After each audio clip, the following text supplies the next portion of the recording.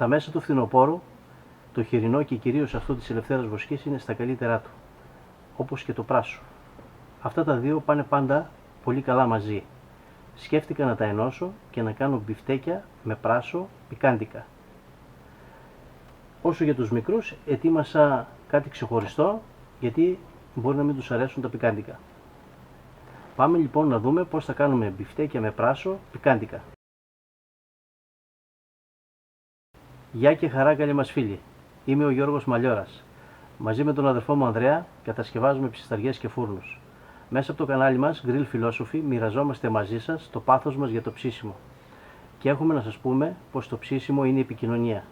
Οι συνταγές και τα περίτεχνα μαριναρίσματα είναι απλά η αφορμή για να μαζέψετε την παρέα σας. Καλά ψησίματα σε όλους. Πάμε να ετοιμάσουμε τα μπαχαρικά. Για 1,5 κιλό κιμά θα χρειαστούμε 2 γραμμάρια πιπέρι σε κόκκους, μαύρο πιπέρι, 1,5 γραμμάριο μπαχάρι, 22 γραμμάρια ανθό αλατιού και 2 γραμμάρια μπούκοβο καυτερό. Είναι πάρα πολύ σημαντικό τα μπαχαρικά να είναι στην αρχική τους μορφή, γιατί έτσι θα πάρουμε όλο τους το άρωμα. Τα συντλίβουμε κατά την ώρα που θα τα χρειαστούμε.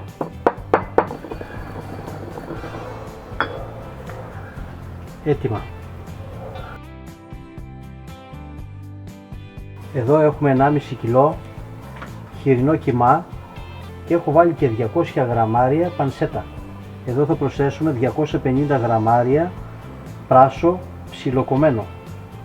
Είναι η πρώτη δουλειά που θα κάνουμε. Ανακατεύουμε καλά να πάει σε όλο τον κιμά ομοιόμορφα.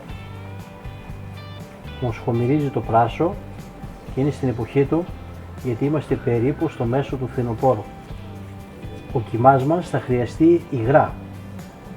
Γι' αυτό θα προσθέσουμε 35 ml κόκκινο κρασί.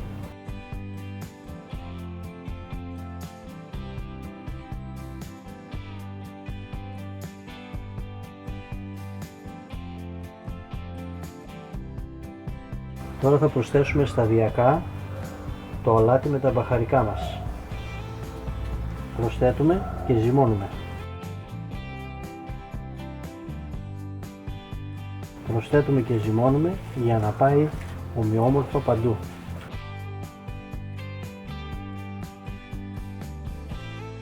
Θέλουμε καλό ζύμωμα για να ομογενοποιηθούν όλα τα υλικά. Εάν ο κιμάς είναι πολύ σφιχτός, προσθέστε 30 με 35 ml παγωμένο νερό. Αφήστε το κιμά για 4 έως 5 ώρες στο ψυγείο και κάντε ακόμα ένα ζύμωμα 2 ώρες μετά, όταν θα είναι πολύ κρύος. Πάμε να ανάψουμε τα κάρβουνα.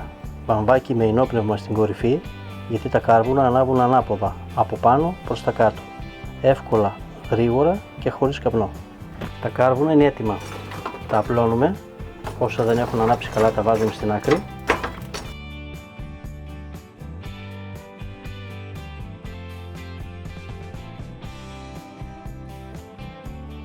Θα σταχτώσουμε μόνον εδώ που θα ψήσουμε τα μπιφτέκια. Τα μπιφτέκια μας θέλουν μέτρια φωτιά και όχι πολύ δυνατή. Και το ψήσιμο ξεκινάει πρώτα τα κεμπάπ, μετά η πατάτα. Σε καθαρή σχάρα θα βάλουμε τα μπιφτέκια μας στη σειρά.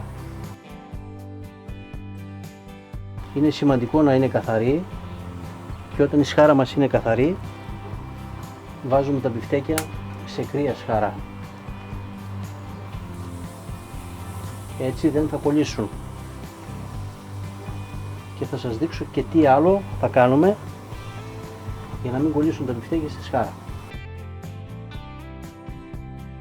Μόλις τα βάλουμε πάνω, τα ανασηκώνουμε ή τα μετακινούμε αριστερά-δεξιά για να μην κολλήσουν στη σχάρα.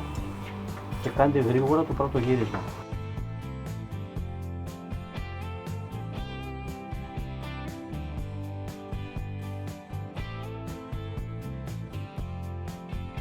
Η λαβίδα βοηθάει πάρα πολύ να γυρίσουμε τα μπιφτέκια εύκολα. Και εδώ ανασηκώνουμε.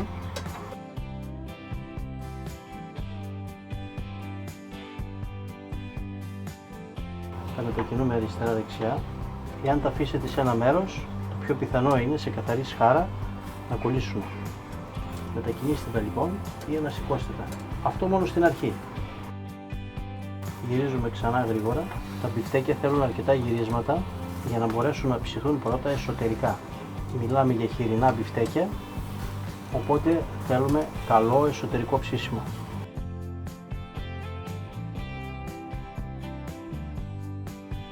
Πατατούλες κεμπάπ με περιστροφή, μπιφτέκια χοιρινά με πράσο. Ο ψήστης πρέπει να έχει το νου του στα μπιφτέκια.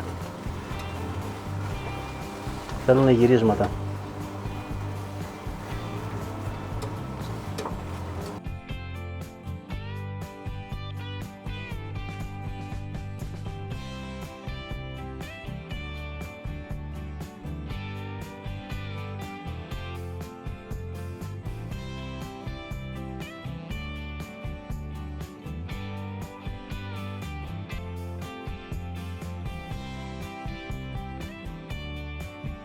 Λαδάκι στις πατατούλες για να πάρουν χρώμα.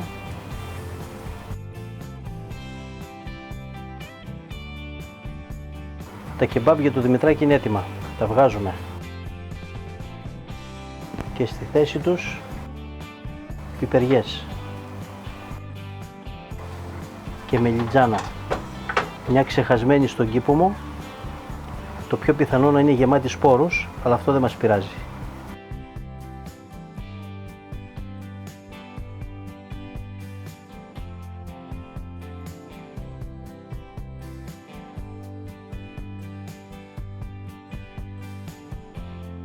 Ευκολία για τον ψήστη, σούβλες με περιστροφή, σε λάμα, μπιφτέκια στη σχάρα, όλο σε μία ψισταριά.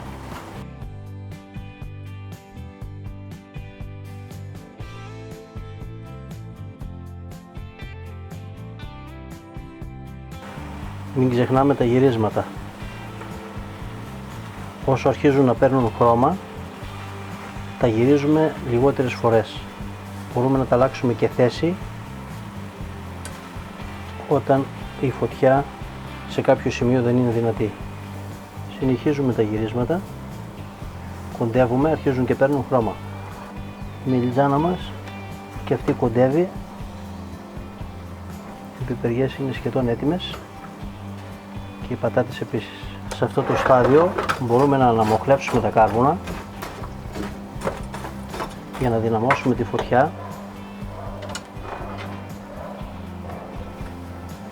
για να πάρουν χρώμα τα μπιφτεκάκια μας.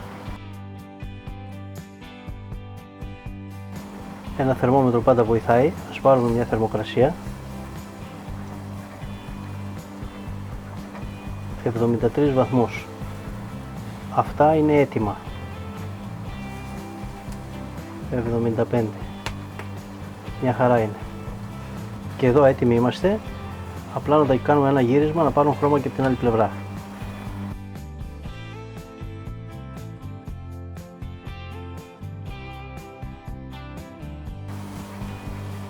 Τα βγάζουμε έτοιμα.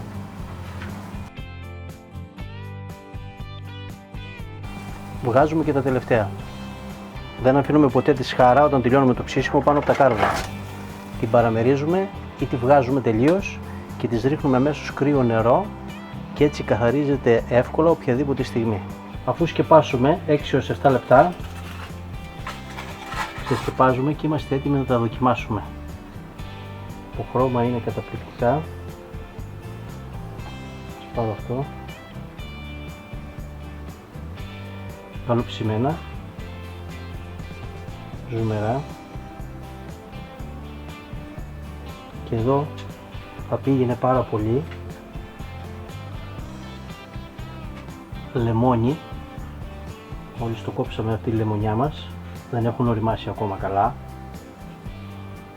και έχουν ιδιαίτερη γεύση σε αυτό το στάδιο και οξύτητα.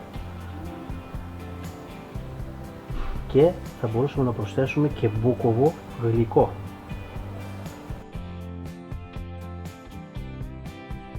Για να δοκιμάσω.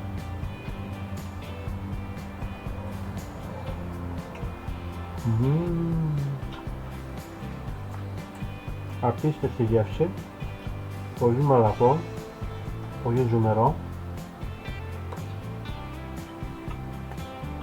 με καυτερή επίγευση. Στο τέλος καταλαβαίνουμε ότι είναι λίγο καυτερό. Συνοδεύω με πατατούλες και ψητές πιπεριές. Πάντα να συνοδεύετε τα ψητά σας με ψητά ή ομά λαχανικά. Και έχουμε και μια μελιτζάνα που θα την κάνουμε σαλάτα.